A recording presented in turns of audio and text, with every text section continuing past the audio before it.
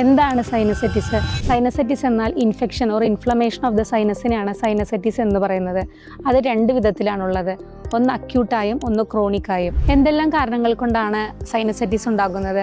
Bacterial cause, viral cause, fungal, allergy, polyp, DNS മുതലായ കാരണങ്ങൾ കൊണ്ടാണ് ഉണ്ടാകുന്നത്. ശക്തമായ തലവേദന, കണ്ണുവേദന, കണ്ണുകൾക്ക് ചുറ്റും നീര്, ബാഡ് സ്മെല്ല്, ചിലപ്പോൾ സ്മെല്ല് അറിയാതിരിക്കുക, മൂക്കിൽ നിന്നുള്ള സ്രാവം മുതലായ ലക്ഷണങ്ങളാണ് സാധാരണഗതിയിൽ കാണുന്നത്. ഇതിന്റെ ചികിത്സ എന്നത് എന്തു കാരണം കൊണ്ടാണോ സൈനസൈറ്റിസ് ഉണ്ടാകുന്നത് അതിന് ആദ്യം ട്രീറ്റ്മെന്റ് കൊടുക്കുക എന്നതാണ്. ആയുർവേദത്തിൽ പ്രധാനമായും മെറ്റാബോളിക് കറക്ഷൻ ചെയ്യുകയും പിന്നീട് ആവശ്യമാണെങ്കിൽ നസ്യം, ധൂമപാനം പോലുള്ള പ്രത്യേക ചികിത്സകൾ കൊടുക്കുകയുമാണ് വേണ്ടത്. മുകളിൽ പറഞ്ഞ ലക്ഷണങ്ങൾ ഏതെങ്കിലും നിങ്ങൾക്കുണ്ടെങ്കിൽ അതിനെ തിരിച്ചറിയുകയും ശരിയായ കൺസൾട്ടേഷൻ വഴി ഉചിതമായ ട്രീറ്റ്മെന്റ് കൊണ്ട് ഈ അസുഖത്തെ പൂർണ്ണമായും ഭേദമാക്കാവുന്നതാണ്.